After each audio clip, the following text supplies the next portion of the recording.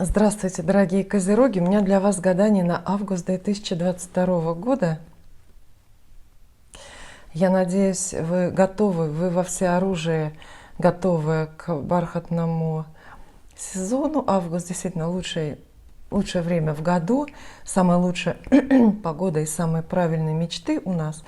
Ну вот послушайте для начала, что про вас в очередной раз пишут в интернете. Согласны вы или нет? Козерог никого не обижает. Козерог очень глубокая личность. Козерог очень особенный и круто влияет на других. Вот я пока совсем согласна. Козерог очень мило любит и очень честный. Да. Очень модный. Козерог чистое сердце, имеет чистое сердце. А также Козерог обожает, когда все счастливы. Правда? Все же совпадает. Колода Таро Кроули я сегодня взяла для вас в руки. Начнем с этих карт.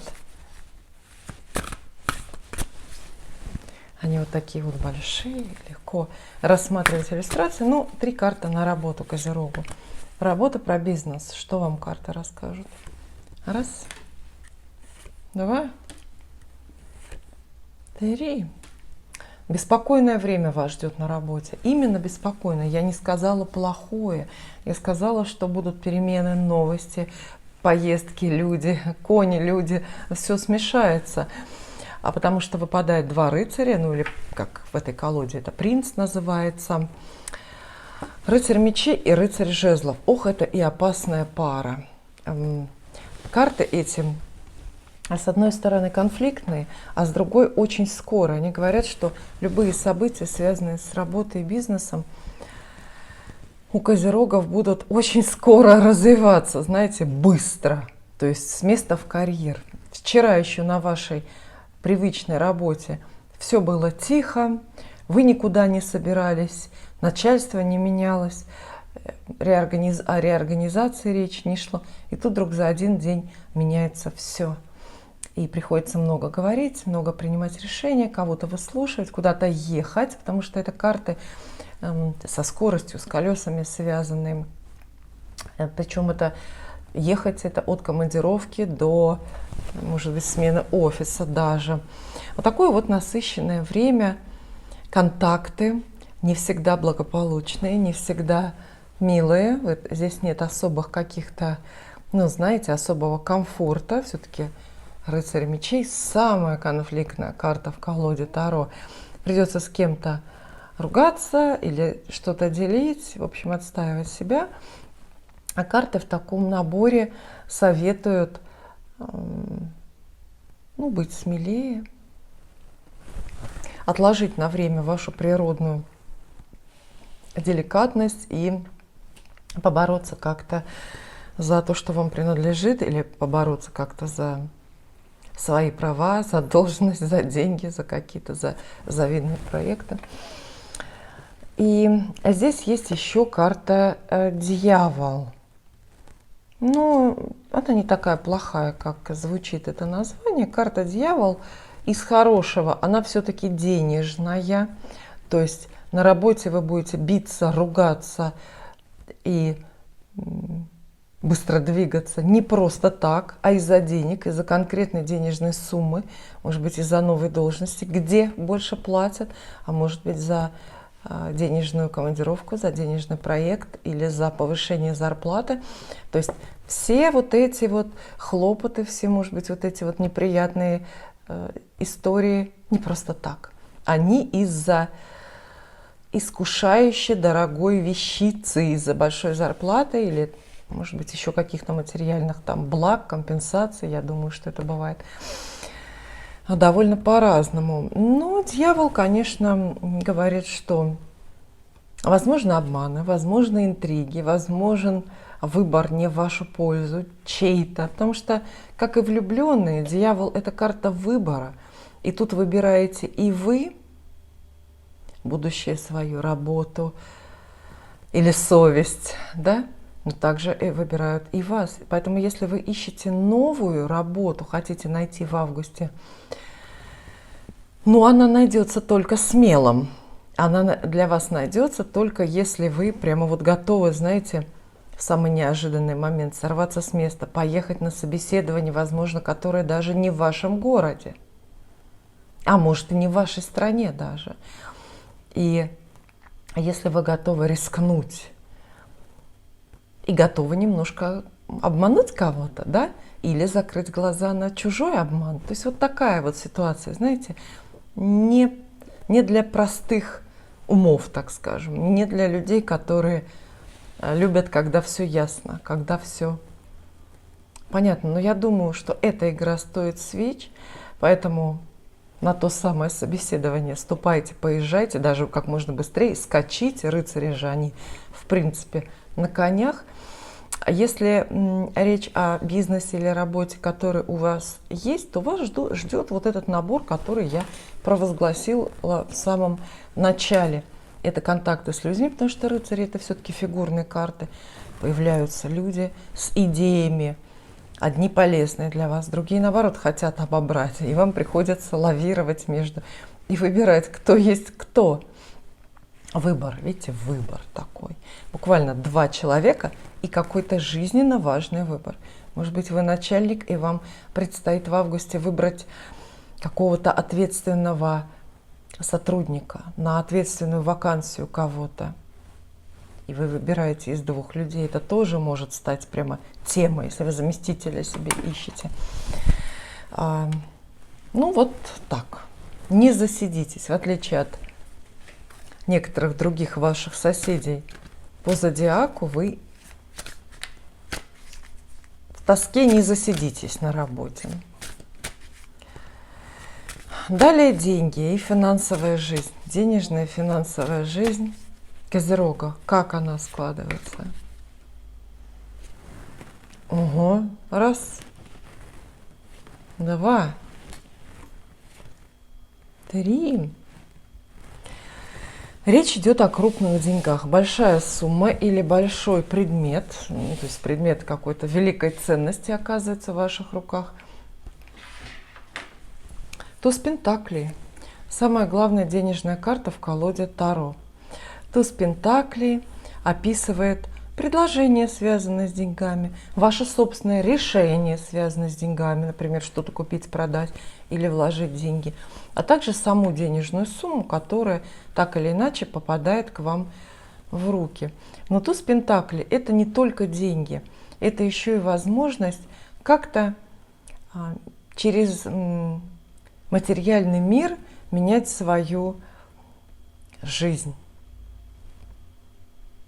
Если это деньги, связанные с работой и бизнесом, то, еще раз скажу, не бойтесь конфликтовать, не бойтесь, вот, что называется, взять свое, потому что, похоже, кто-то позарится на то, что Вселенная вам отписала. Туз Пентаклей отвечает «да» на любой ваш вопрос, связанный с деньгами к этому месяцу. То есть купить «да», это будет выгодно, продать «да», это будет тоже выгодно, вложить деньги, открыть бизнес, там, я не знаю, как-то распорядиться собственностью. На вас выгоды валятся со всех сторон. То есть Вселенная помогает вам, ну и в то же время вы сами, вероятно, будете очень хорошо это все выгодно замечать. Немножко в тревожном соседстве у нас этот туз Пентаклей, восьмерка мечей. Сказала бы я так, что эта пара карт обещает вам деньги без свободы. Иногда говорят деньги без счастья, да? Не свободу, связанную с деньгами. То есть необходимость подчиняться вот этим вот финансовым каким-то бюджетным обстоятельствам. Это не очень хорошо. То есть можно сказать, что часто большие деньги — это большая ответственность.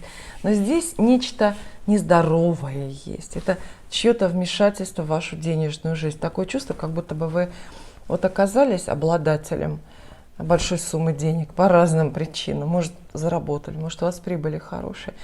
И тут же кто-то ручки к вашим деньгам тянет и хочет вмешаться, помешать вам распорядиться этими деньгами. А может быть и оттяпать часть, понимаете, кусок. Восьмерка мечей много неприятных вещей описывает. Это и очень дурные разговоры о деньгах. Очень дурные, знаете, это пока не дележка, но все как будто идет к тому. Знаете, как будто бы вот вам зарплату повышают, а ваша жена у вас дома уже со скалкой ждет и вынуждает там подписаться на новую очередную 4-ю ипотеку. То есть деньги и обременения, связанные с этими деньгами. Вот такая вот тема, да. Восьмерка мечей – это всегда совет. Не соглашаться, избавляться как можно быстрее всеми средствами от этого давления. Если сейчас вы ее не исключите, не перевернете вот эту карту, не освободитесь от этого молодого времени, то дальше будет хуже, дальше будет кризис и вообще нечто пугающее. Вот так вот. Это может быть и совет в целом оберегать свои деньги от... Видите, у вас идет не свобода, вмешательство в теме работы изначально, и в теме денег тоже продолжается. Как будто вы заработали и прям пожалели, что заработали. Как будто это, образно говоря, выигрыш ваш такой крупный в лотерею. А вот это налоги 30%, которые надо от выигрыша отдать. Но, тем не менее, далее тоже старший аркан, карта Звезда. Она здесь хорошая вот с этим тузом. Она говорит, что у Козерогов просто исполнится некая денежная мечта. Кстати, денежная мечта у вас исполнится в августе. Может быть, не зря я пошутила про лотерею, про лотерейный билет. Многие же мечтают выиграть сразу большую сумму и больше не сомневаться. Правда?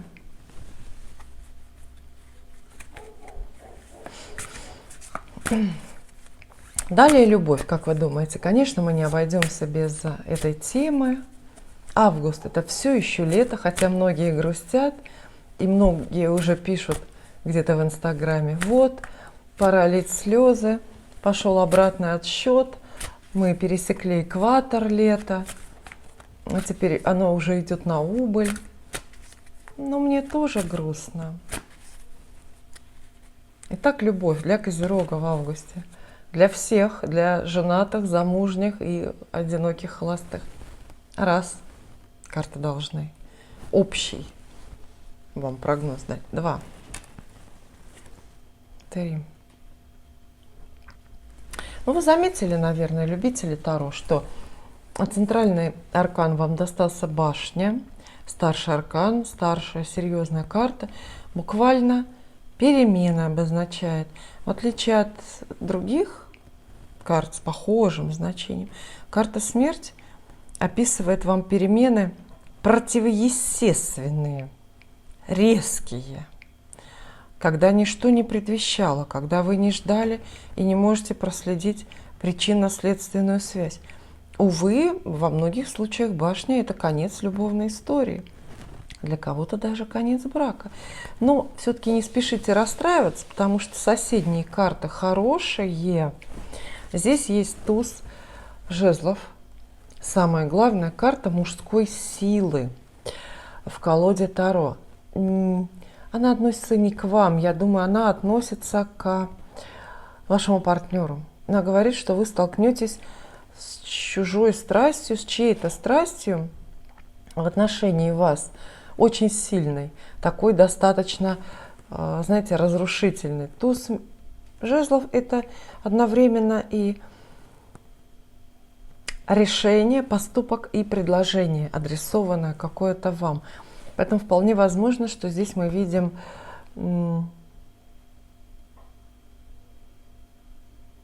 предложение для женщины Козерога, предложение от мужчины, который разрушает нечто, чему пора уже разрушиться. Ваше одиночество, вашу такую самостоятельную, пусть и прекрасную, самодостаточную жизнь. То есть такой вихрь, знаете, энергетический вихрь, поток врывается в вашу любовную, романтическую жизнь, и он, соответственно, в зависимости от вашей текущей ситуации, разрушает нечто хорошее или плохое для вас. хороший или плохой. Но поток очень сильный. Камня на камне не останется. То есть к концу августа ваша личная жизнь, даже ваши мечты о личной жизни, состояние сердца, головы, все станет, вот знаете, вообще другим. Все разметается, все как-то преобразуется. И я думаю, каждый может это предсказание примерить вот на свою жизнь. То есть вы можете догадаться, если у вас есть уже избранник какой-то мужчина, молодой человек, то туз жезлов — это по сути он или его портрет, его мощное намерение сильно поменять ваши отношения, вывести их на новый уровень, в смысле как-то иначе продолжить. Это не предложение о браке, вот прям буквально карты так не трактуются, но все равно это серьезное предложение, как будто бы какой-то застенчивый одногруппник наконец-то набрался смелости и решительно к вам подошел, чтобы вот разрушить ваши комплексы и представления об неизбежности одиночества, вот что-то такое. И точно так же это может быть решение мужчины внезапно абсолютно прекратить отношения, понимаете, на ровном месте, очень стремительное такое. Мы слышим, глядя на эти карты, громы и молнии, но просто они могут как созидать что-то в вашей жизни, так и разрушать, и ничего не предлагать взамен. А рядом у нас есть здесь принц или опять же рыцарь Пентаклей. Он практичный, хозяйственный, но это портрет человека. Обратите внимание на ваших партнеров, женихов, мужей, которые земные, как вы, тельцы, девы или тоже козероги, потому что это именно портрет, поступок мужчины. То есть, если вы ждете нового знакомства, то вам знакомство с земным человеком карты предлагают. Земным по гороскопу. Как правило, это совпадает, но может быть он не земной по гороскопу, по Солнцу я имею в виду. Земля внутри все равно в гороскопе есть, в любом случае. Но такой практичный, хозяйственный, для многих скучный. То есть врывается в вашу жизнь этот рыцарь, чтобы занять в ней достойное место. Ну, а у кого-то этот самый рыцарь жизнь совместную, естественно, резко покидает, уходит в закат, перемены в личной жизни. И следующая тема, она заключительная в моем раскладе. Дом, семья, квартира, недвижимость и родственники.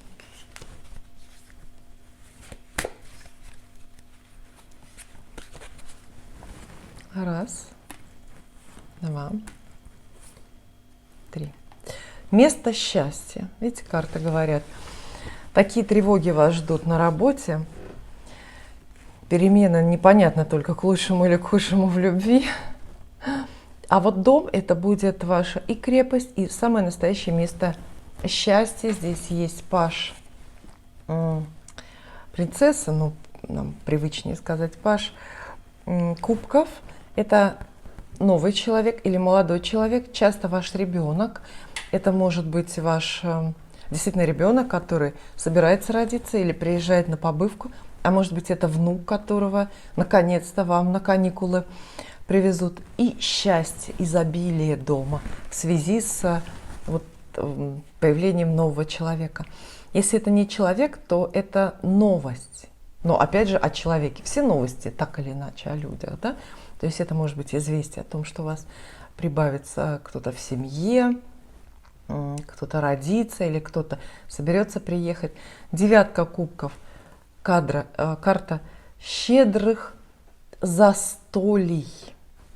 То есть, видите, приезд родственника и целая череда застолий рядом.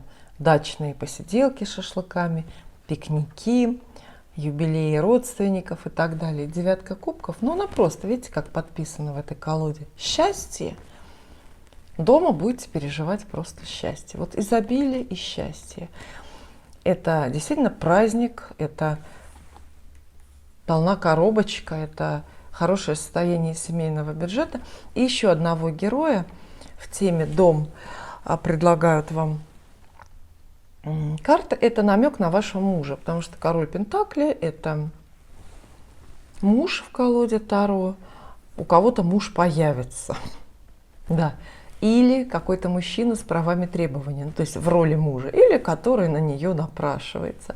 Если у вас таковой уже имеется, то вот обратите внимание, похоже, что все счастье, все хорошие новости, все, ну не знаю, подарки какие-то, материальные, эмоциональные, будут от него. Он вас порадует, зарплату больше принесет, или наконец-то решится всю семью свозить на курорт. В целом, в теме семья мы видим благополучие, взаимопонимание, счастье.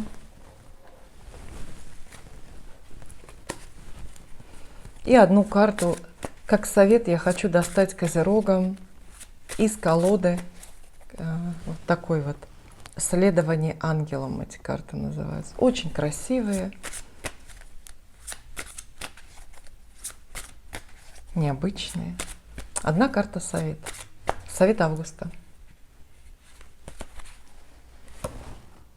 Вот такая. Очень хороший старший аркан, карта умеренность. Она сегодня у нас еще пока не мелькала, да, в другой колоде. Но тем не менее, умеренность. Много хороших вещей вам и советует, и обещает.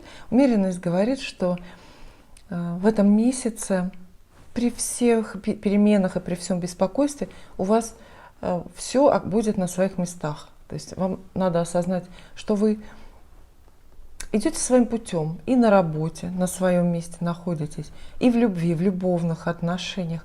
Карта умеренность предлагает философски и очень добродетельно, знаете, ну просто по-доброму принимать жизнь, принимать решения Вселенной и других людей относительно вас. Карта предлагает постоянно двигаться. Она исключает застой. Знаете, это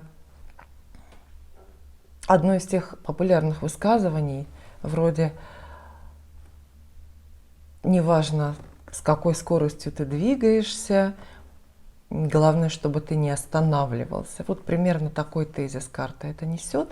Она советует вам в любом вашем выборе руководствоваться соображениями совести, советует не торопить события, сохранять благородство, сохранять очень такое глубокое, вместе абстрактное видение ситуации.